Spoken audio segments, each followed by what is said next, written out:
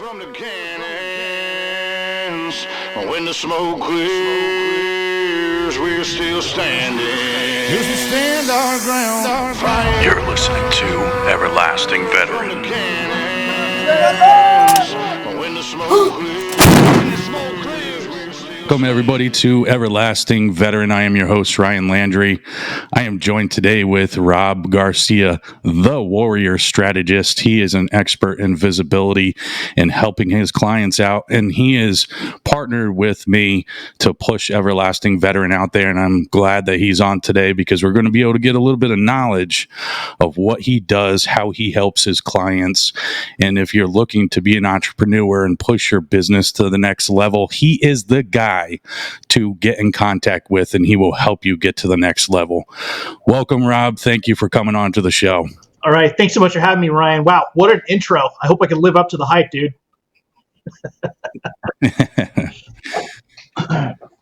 I try my best, man. You know, you're Air Force veteran. You're still in the Air Force. You know, you're working with Brett Davis out in San Diego, California. He's awesome. Brett Davis podcast. I was just on there. And some of the stuff that you do with your clients is absolutely amazing. I mean, behind the scenes work and structure and what you bring to the table for people is unparalleled. It really is, because people don't see the behind the scenes and what needs to happen when you're building your business, and especially with visibility. Nobody even thinks about it.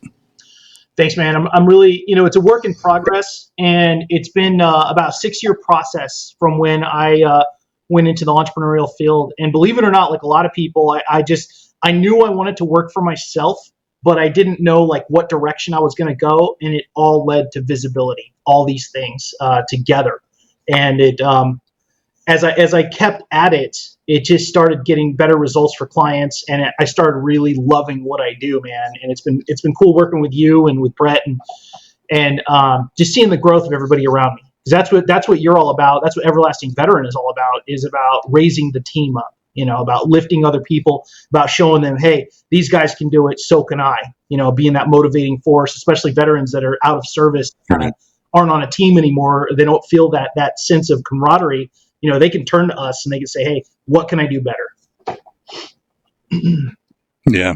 We talked months ago when I first made contact with you about the transition, and that really is kind of the growth, the starting point of the growth when you get out of the military. And that's why it's so important, that foundation that you leave when you get out of the military, and why it needs to have an overhaul and be more self-aware about it when you're getting out, because it's not talked about as much.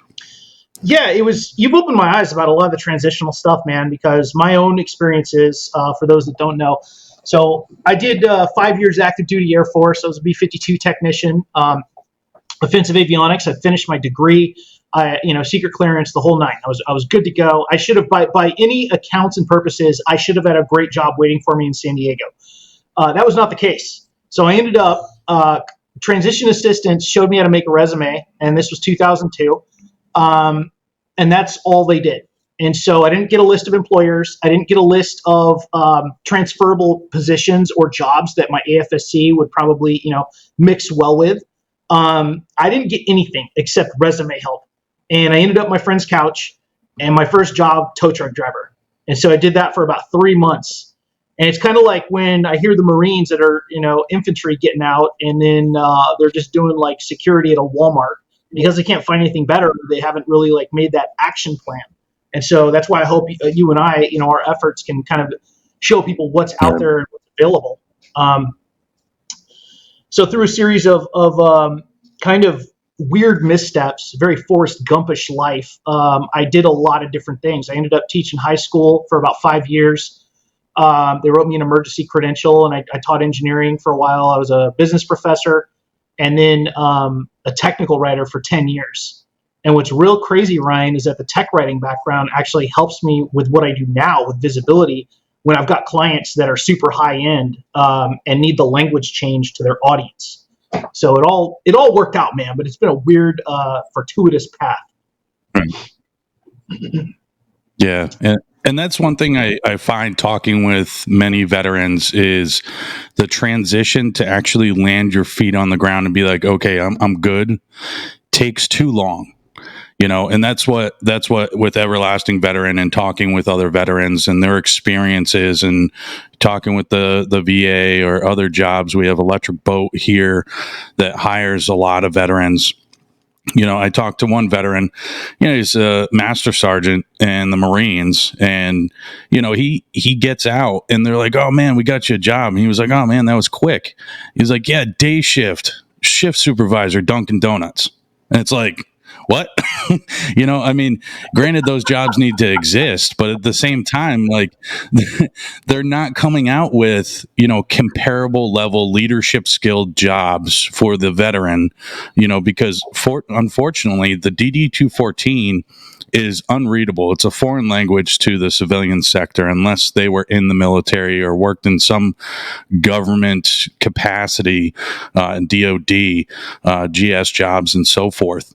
And I think that's where the major overhaul needs to happen, because if they have a piece of paper, your DD 214 is essentially your resume from when you're in service, and if you have one that, is more civilian readable, in plain English of your schools and what your schools, mean and the value to them, it would put a better value on veterans coming out of the military.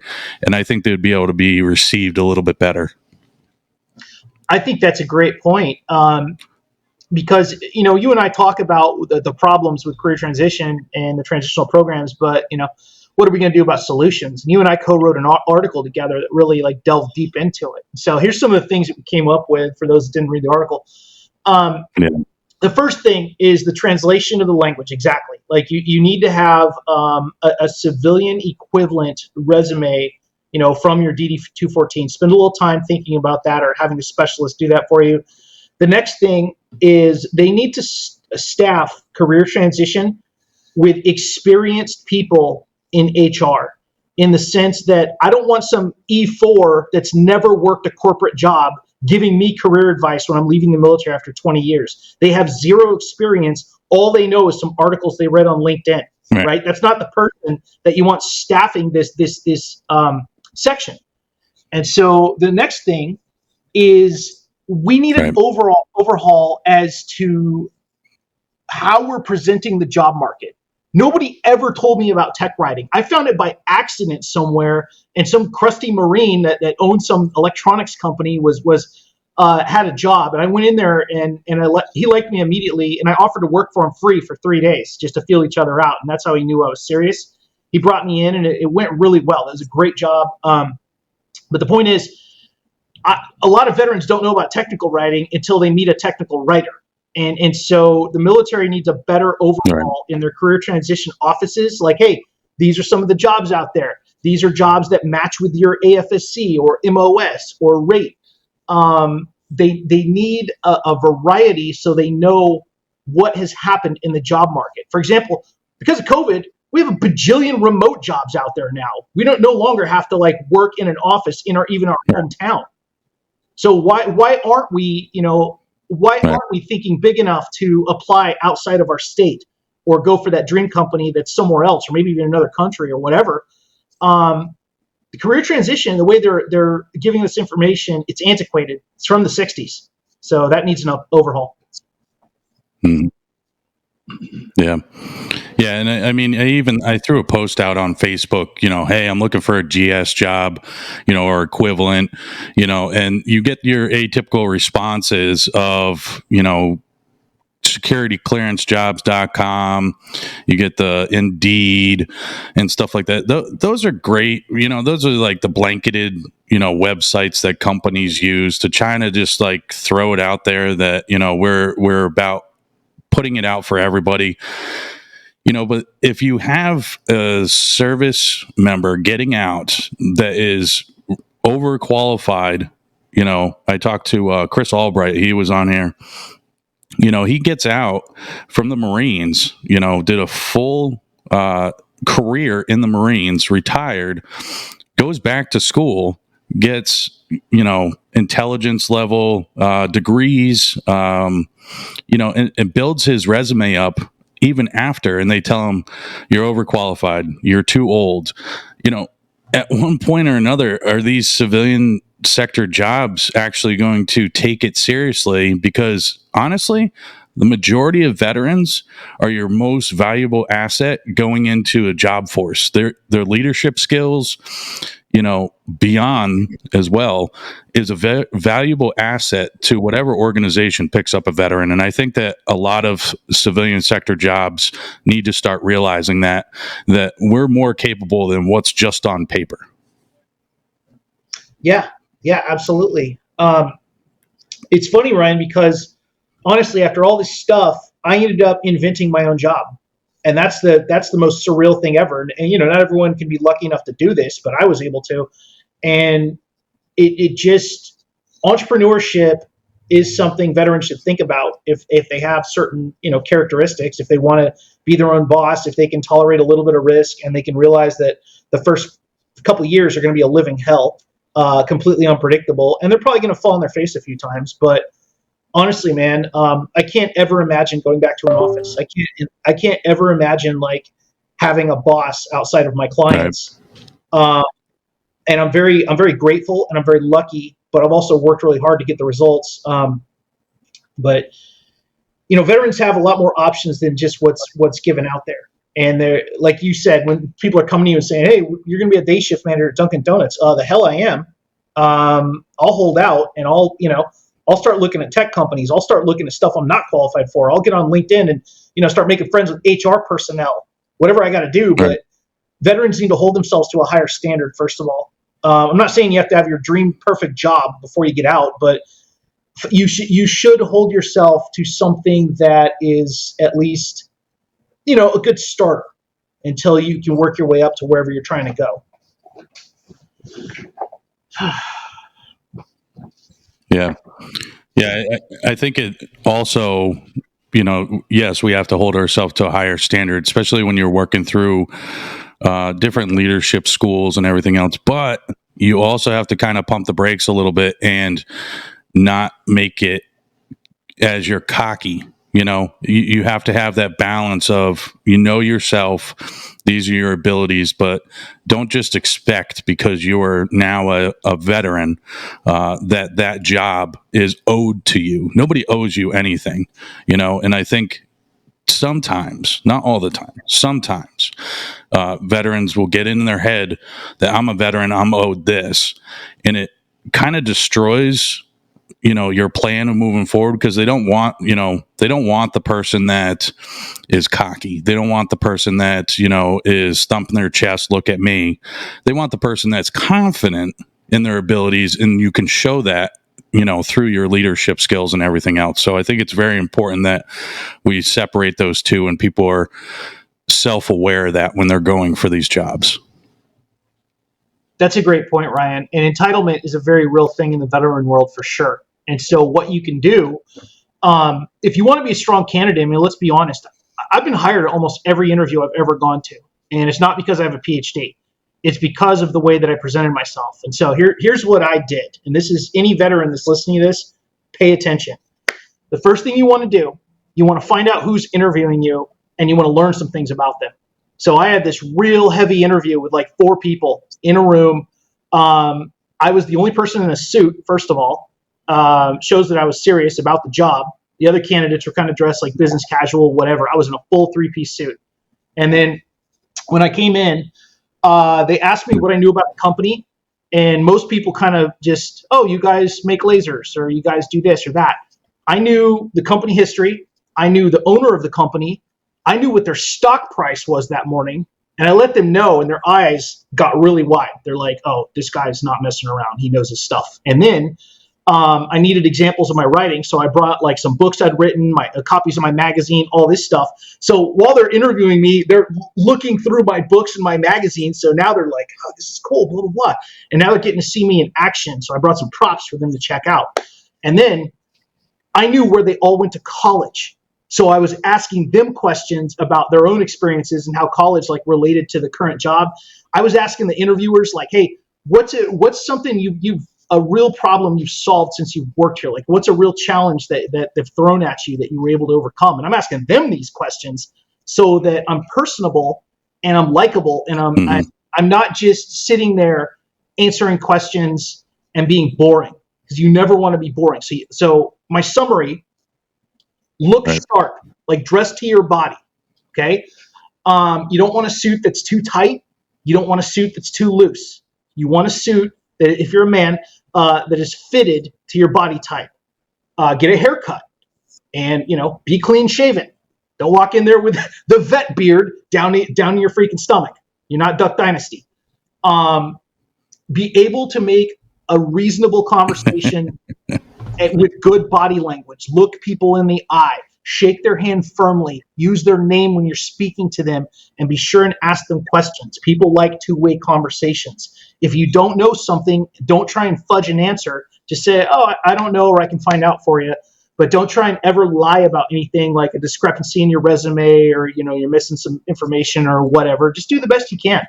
But the point is, these small things add up. Yeah. HR people interview hundreds of candidates, and only a few of them are going to stand out in their mind. The person that makes them feel good, has good energy when they're talking to them, is the one that's going to get the job. Right. Yeah. So don't interview like stepbrothers, but interview, as yourself, that thought went into my mind when you said, like, I started interviewing them. I'm like, huh. He's like, let me ask you a question now. Interviewing the interviewer, relevant questions. Yeah, I think it's a good point. I think it's a good point. Obviously you get out of the military, the first thing everybody's talking about is I'm not shaving, because you shave every single day. Right. I'm growing my hair out, whatever. I never really got into that kind of fad or whatever. Yeah, I let my hair go a little bit longer, versus the high and tight, military traditional cut all the time. But at the same time, there's times where, as a realtor, I throw on a suit, I go show a house, and your first impression that you leave on somebody sometimes is going to make or break if they want to work with you. And I think that's the point you're trying to make, is that make your first impression the best impression you can, because you may not get a second shot. Yeah, it's like a date. And correct me if I'm wrong, but that's pretty much what I'm gathering. Yeah. So I think it's a very good point, value yourself, be yourself, and be the best version of yourself for that interview when it comes up. Now, absolutely. Rob, you got a magazine, Shift Magazine. Mm-hmm. You got Shift Magazine. All right. Go dive into Shift Magazine a little bit, because one, it's pretty awesome. I enjoy it, and Everlasting Veteran was thrown on the front cover there, and you work with some great people. What got you into, coming up with the magazine, and what's the magazine mean to you with your business and working with veterans and everything else? So Shift was an idea I had about 6 years ago, and I said, what if Tim Ferriss made a magazine? And I thought, what if I made an intellectual magazine that broke down the processes of high performers? And they don't have to be veterans. So it's not a veteran magazine, but it is a veteran-centric magazine. A lot of the stories are about vets, just my life. So I interview high-end people, and I try and figure out, okay, how did you get so good at this? What do you do differently? What habits do you have? What rituals did you create? Like, what are some things you know about that other people don't? And I managed to understand, Ryan, I started this with almost zero experience. Like I never I'd worked on a friend's magazine, like very, very briefly, but I never got into the actual nuances of creation. It was just more maintenance. But so I started this from nothing. And the first 2 issues I completely created on my own, even the cover, and they're god awful. And they're a great reminder of why we hire experts. But right out the gate, I interviewed the late Howard Wasden, who fought in Mogadishu, Navy SEAL Team 6 sniper, who has a book out. He gave me a great interview. He recently passed away in like a plane crash or something crazy. But that was my second issue, and I was like, okay, that was the moment when I believed in it. And I was like, holy shit, this has teeth. Like this, I can actually do this, right? I can reach out to people and not be laughed out of the room. I interviewed a few more people, and then I scored Mike Michalowicz, who is a New York Times best-selling author, and he's pretty famous. He's written a lot of great books about business, Pumpkin Plan, Profit First. And the cover still just makes me want to throw coffee in my own face. But after that, we brought on an Air Force guy named Rich Hill, and he started doing my covers, and he is, God bless Rich, he's worth every penny. So once he came on with his own design and his own graphic style, Shift changed. And so I had to catch up with the layouts and make them better. So yeah, it was. So Shift shifted. Yeah, and that's why I named it Shift, is because we all have the ability to shift into a better version of ourselves. And the whole magazine is called Shift Advanced Life Design, because we can create whatever life we want. I created a magazine from air and taught myself how to do it, and it's grown. It's become amazing. I've interviewed Brett. I've featured you in there. I've interviewed the new issues, Marshall Taryn, and it's been an incredible experience, and it pairs with what I do for clients as well in the visibility side of the house. And dude, I've interviewed like Scott Oldford, Steve Sims, like some pretty big names, and it's been incredible, the doors that it's opened up. But for anybody listening that has a project that they want to do and they're kind of nervous about it, or like, hey, what do people think, or anything like that, go for it. Who gives a shit? People are going to criticize you no matter what for waking up today. If you're nervous about it, or you're like, hey, I don't know what's going to happen, or this is going to flop, or whatever, put it out there. Who cares? Shift was, it wasn't a great looking magazine for like 3, 4, 5 issues.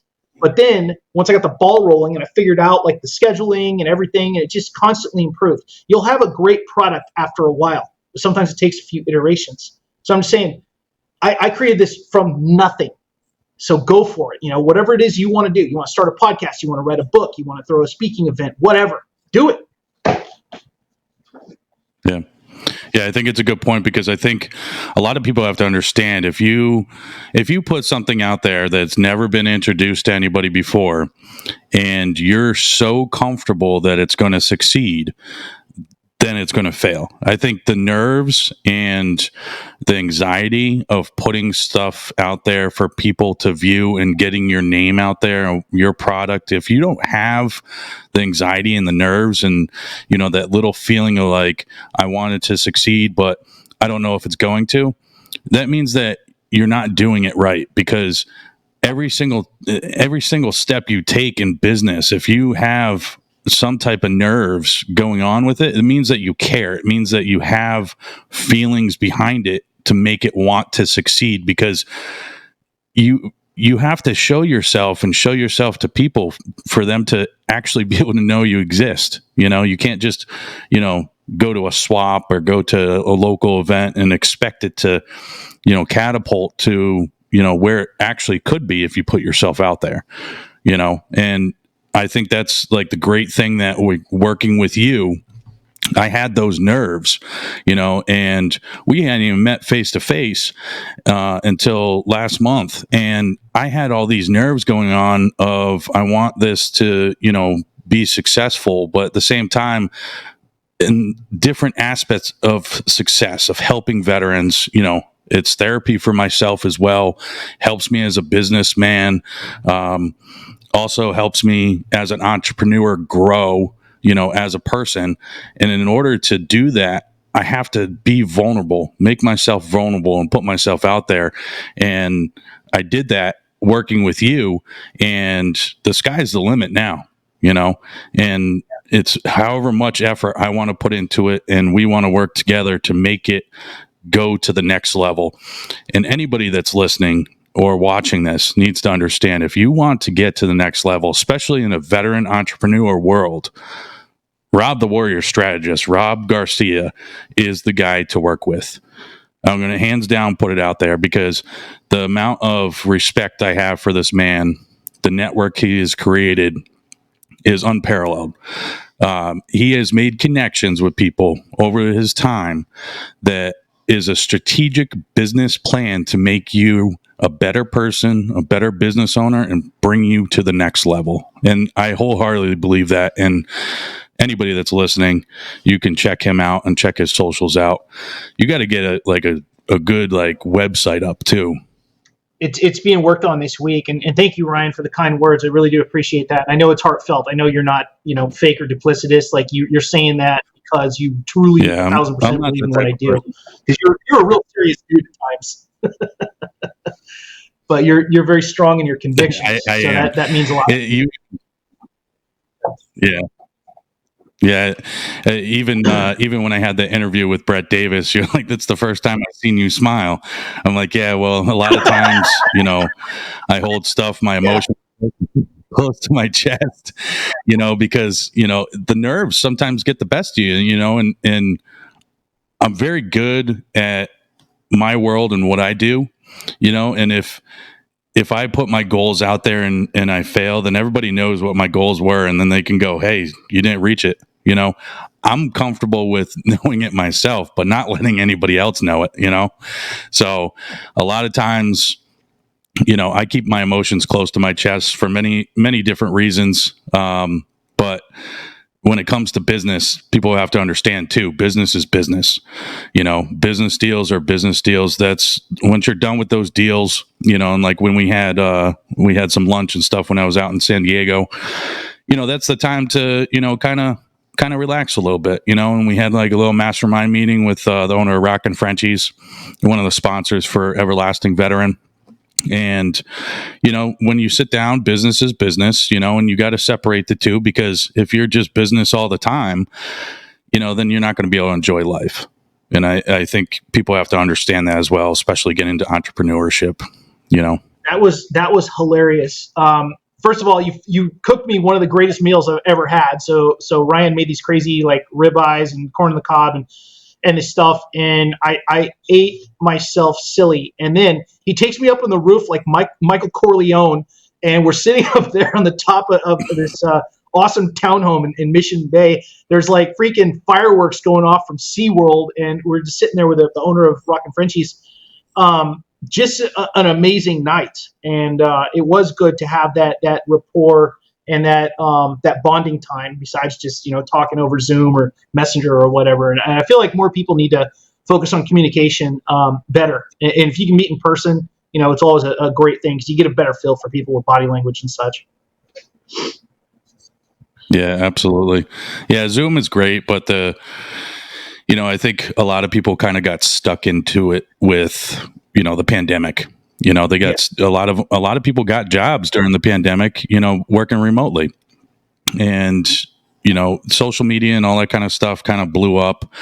And the interpersonal skills that go into business, I think you have to get back to that sometimes, because I'm a very personal person when I'm able to be in person with somebody and talk with them and, everything else, even if it's business or it's personal, I can separate the two, but your conversation that you have in person, the body language, that, everything else you're feeling out, it's different than hiding behind a camera, or hiding behind, a computer. And I think it's very important when it comes to business and even phone conversations. I was still in California, and I made a connection with Willow Street Design out in Nebraska, who's doing all these great mugs, for Everlasting Veteran. They're going to be available for sale soon. Veteran owned and operated company. I made the connection. I'm out.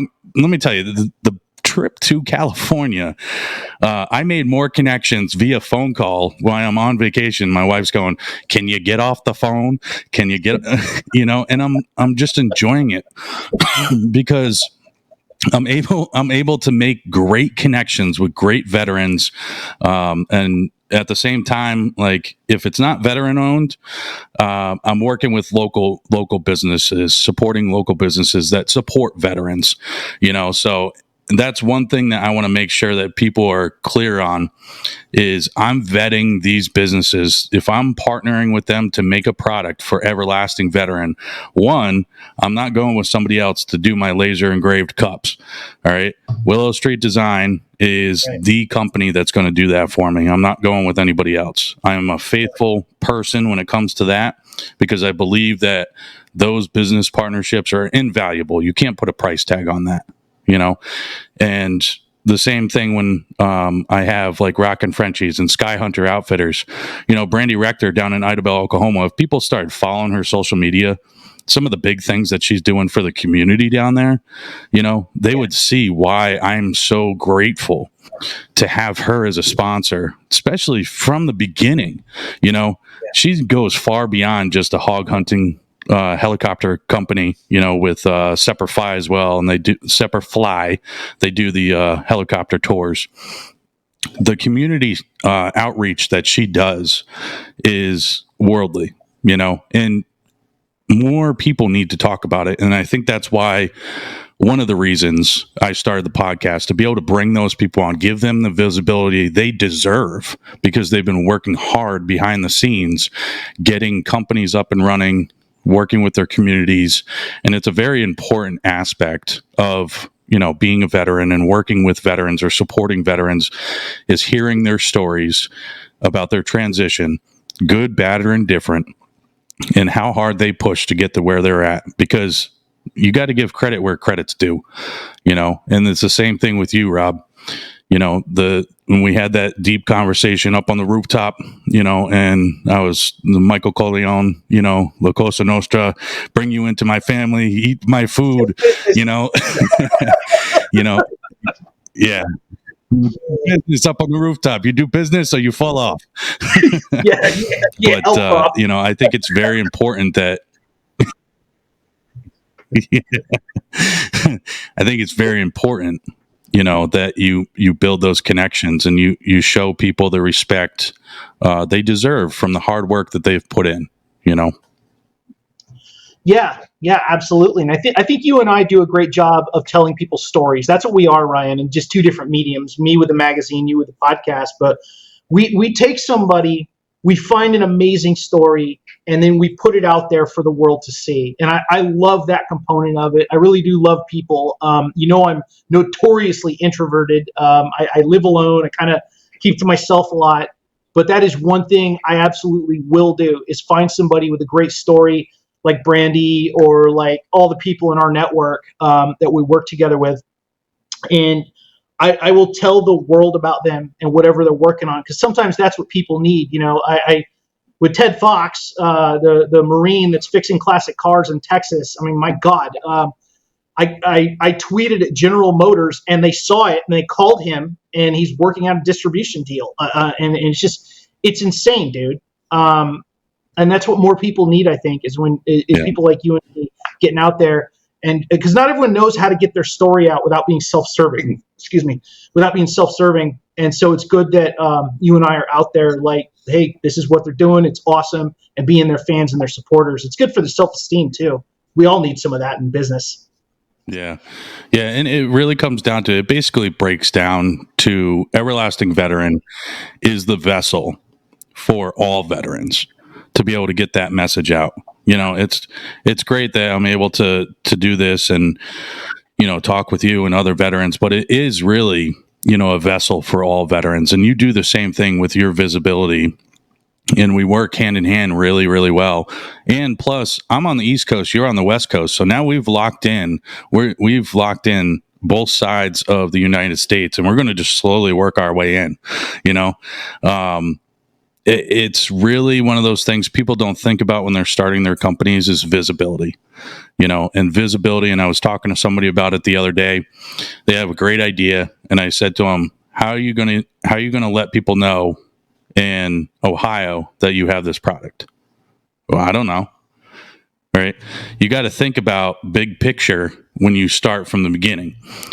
Don't think about it as a hobby. Don't think if you really are truly trying to start a business, and this is a big key thing for anybody that wants to be an entrepreneur and start a business or a podcast or anything else.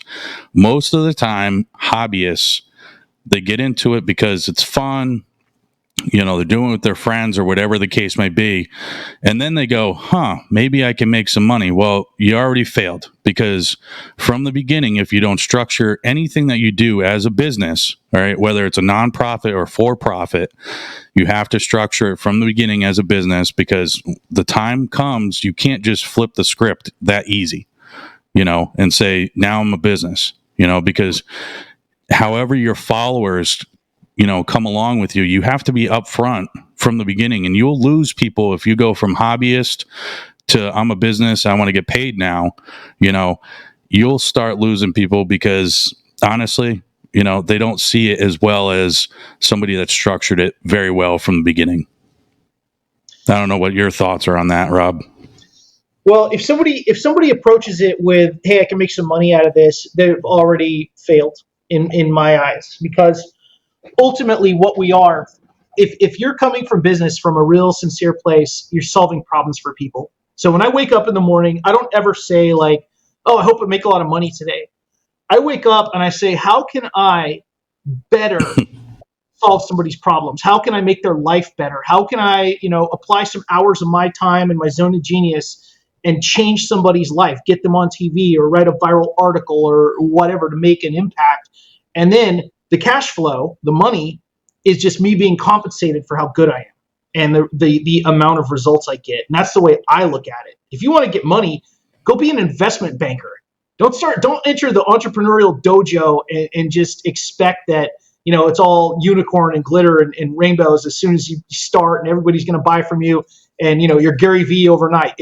That's not how it happens. A lot of people fail because they don't have the right mindset and the right concept. Like something you did right out the gate that I really admired, and I always tell you, you invested in your business. You invested in equipment. You got a setup and a schedule, and you got stuff done. You didn't tell me, "Hey, Rob, I'm thinking about starting a podcast in a couple months or, sometime near future." And I would say, "No, you're not." Because if you were serious about it, you would have done already, and you would have had some episodes out. And that's exactly what you did, right? And that's what everyone needs to do. They need to understand this is not a hobby. This isn't something you check in on once in a while and only do it when it's fun. It's going to take an ungodly amount of hours, no matter how smart you are. Okay, I have a PhD and I'm still figuring out the PR and visibility game, and that's fine. My real talent is from the experience and cause and effect and learning what's working and what's not. So people need to, before they get into entrepreneurship or owning a business, they need to really understand, hey, do I know the difference between my branding, my marketing, and my visibility? Because they are three different worlds, baby, and they intersect sometimes. But if you can't tell me those three and what you plan on doing about them, then you're going to have a very hard time making sales. All right. Yeah, and I think it's very important as well. The aspect I run into this time and time again is if the people you surround yourself, all right, are only there when it's successful and they want to attach to you when they see some type of success and they're looking at you of what can I get out of it, then they're not the right business partner for you. They're not the right, and when I say business partner, I'm not meaning you have to give them a piece of your company. It's somebody that you work with. People have to understand that is whoever you work with, if they're there to, truly be there for you all the time, then, they're the ones that are going to help you out. They're going to help you in your lows, they're going to help you in your highs, and they're going to be there for you, all the time because they truly believe in you and what you've created.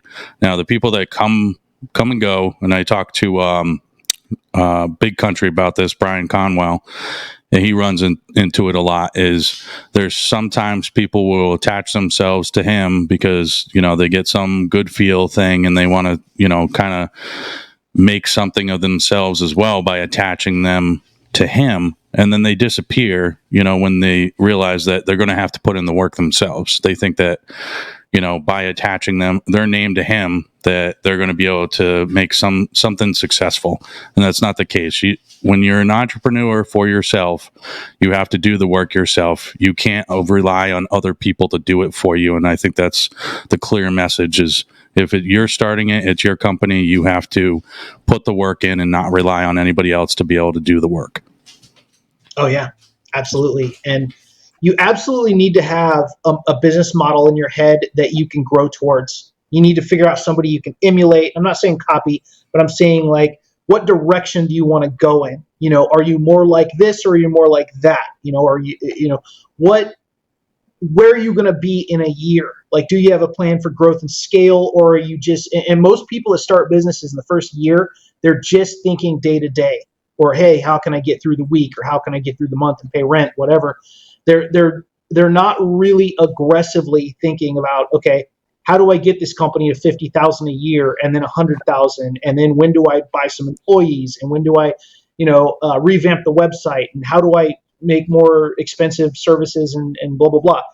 The point is you have to have growth. You have to have scale. Otherwise, you're going to have a very slow growing business that won't be that much fun to work at. The reason that my business has gotten fun is because I implement things that make it interesting. And I try out new services, and I create packages that are creative and create value for my clients. And,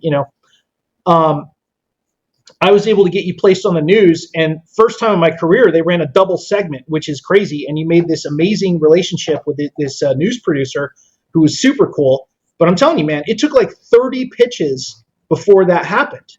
And I'm willing to do that work, but that's what visibility is. People don't understand, like, hey, Rob got somebody on the news, but Rob also has sent probably 120 pitches to get there. And that's my job, is to get better at it and to figure out how to contact reporters and writing better pitches and all this stuff. That's part of the process, man, because the wins are sweet. When I get that screenshot and you're in your patrol car and you got a camera in your face, that's amazing. And I was excited for you, man. It's a great feeling. Yeah, it was. Yeah, it was good. It was good because, it also allowed me to shed the light on Veterans Rally Point and what they're doing for veterans in the community as well. And that's the big thing for me is also putting the spotlight not on me, putting it on these organizations that people may not even know exist. I tell you, I work in the city that the Veterans Rally Point's at, and I was born and raised in the area. And they kind of started up right around the pandemic. So it was kind of a soft opening for them. And it didn't take off the way it really should have because of COVID, so it was really getting, that out there, that this exists, and that's what visibility is. People need to know this exists or you exist. And that's your specialty, and you do a great job at it. And, you also have your magazine, you work with Brett Davis and IQ Media and IQ podcasts and stuff. And, you've really found your niche for you, and other veterans can do that. It's just a matter of connecting with people that, are in different genres of work and finding out what fits for you, and really kind of thinking outside the box of, okay, this is my qualifications. This is what I'm applying for. Well, you may have all these qualifications that's a good fit for that one job or 5 jobs or whatever, but your abilities are far past that. And veterans need to realize, like, if you put yourself out there and you think outside the box, you may be able to find a job you never even thought you would be doing. I never thought in a million years that I would start a podcast, right? I never thought about it. It never came to mind. I never listened. The funny thing is, I never listened to podcasts, and I started a podcast. Let that sink in a little bit. It's like, all right, how am I going to get this information out? I'm going to use it as a vessel. I never uploaded anything to YouTube.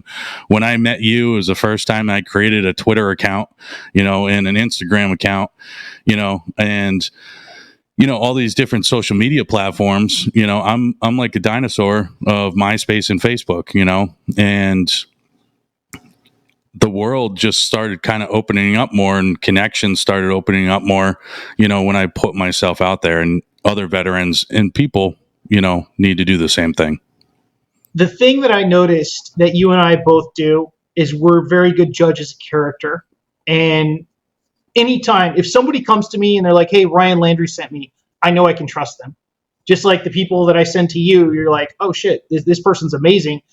They have to have 3 characteristics. And this was a big thing too, is filtering out my network, because a lot of people do want to be a part of your world, but some of them just aren't going to have a place at the dinner table for their own reasons. And there's 3 things I look for if I'm going to let somebody in the circle of trust.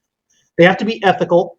So this means that they can't be ripping off people or, bad mouthing people all the time, or gossiping, or just angry, veteran angry, as I like to call it. They have to be hardworking. which means they can't just treat their business like a hobby. They can't just do it like once or twice a week, whatever, and they can't be in the same place they were 3 years ago, and they have to be reliable. So if I turn to them for something, they're not leaving me hanging on a question for 5 days. Reliability is very important, and as veterans, we are held to a higher standard of reliability. If we say something, it's going to get done. If we say something, we're going to act on it. We're not going to bed until we've done whatever that thing is. So those three characteristics are what, Eric Ranks, Brandy Rector, all these people that we know, because we all share those values. And so anybody that's in our world has been selected. They're here for a reason, and that's why we have such a great network, man. Yeah, you can't leave Marshall Tarrant out of that. I mean, Marshall Tarrant is a Marine Corps veteran, Marines, right? Yeah. It was Marine Corps veteran and great businessman, business sense, And I met up with him when I was down in Florida. One thing I have to say is that everybody's transition's different, right? You have to understand that your transition out of the military is maybe completely different than the person to your left and your right. And where you land may be completely different as well. Wherever you land and however your transition is, as long as you take the proper steps.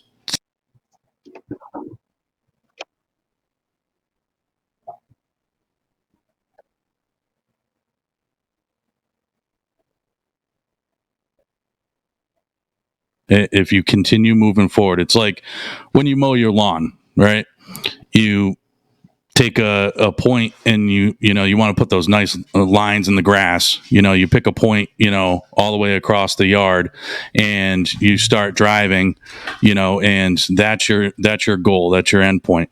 The same thing is, you start up a business, you have to write your goals down, of where you want to be in a year, where you want to be in 5 years, and you try to go for those goals, and you have to keep it in line. Think there will be variables that will change along the way, but you have to keep it in line and keep pushing forward. And as long as you're in a forward direction, you're going to succeed.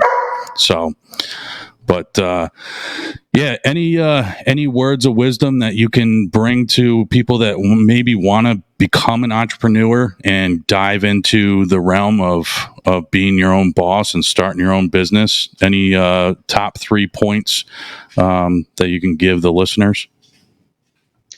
The first thing is to get some type of mentorship, whether it's Bunker Labs, whether it's reaching out to somebody like Marshall Tarrant, whether it's finding somebody that does what you want to do at a very high level. But you need somebody that can guide you, look at what you're doing, and be able to answer your questions. So mentorship, vertical mentorship is the first thing. The second thing is lateral mentorship, in the sense, build a network. Okay, a network is people that are in the sphere. They are there to support you. I started a Facebook group, and it's called Success Odyssey. It has like 250 members. They're all hand selected. And I started it so that I could have a sounding board with people I think are cool. I don't ever try and sell them anything. We just have conversations to support each other. But I did that to create a lateral audience. And then I joined Warrior Council and Vet Tribe so that I could have a vertical mentorship.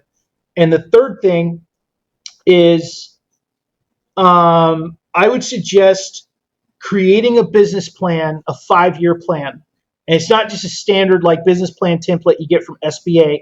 Have a 5-year plan with income goals, growth, expected expenses, and then how you're going to scale, and then at what point you're going to hire employees or you're going to automate and delegate, and understand the difference between tier 3, tier 2, tier 1 actions, which means 0 to 5,000, 5,000 to 10,000 a month, 10,000 and more a month. Because when you get to those 3 milestones in your business, you have to expand, you have to hire people, and you have to automate and delegate. So these are all important things. Very good. Very good. I appreciate your words of wisdom and coming on the show. And, I just want to reiterate that Everlasting Veteran is sponsored by Sky Hunter Outfitters down in Idabel, Oklahoma, Brandy Rector, former Marine, door gunner. Go to sky-hunter.com and book yourself a helicopter hog hunting hunt of a lifetime. And Rockin' Frenchies down in Myrtle Beach, South Carolina. He is a Marine Corps veteran, and he is a dog breeder, a veteran dog breeder for over a decade now. Beautiful dogs, sponsoring Everlasting Veteran. And this is Ryan Landry, your host, with Rob, the Warrior Strategist out of San Diego, California. I will be putting his links and socials up on everlastingveteran.com. Thank you guys for tuning in. Thank you, Rob, for coming on. Thanks, man. Had a great time.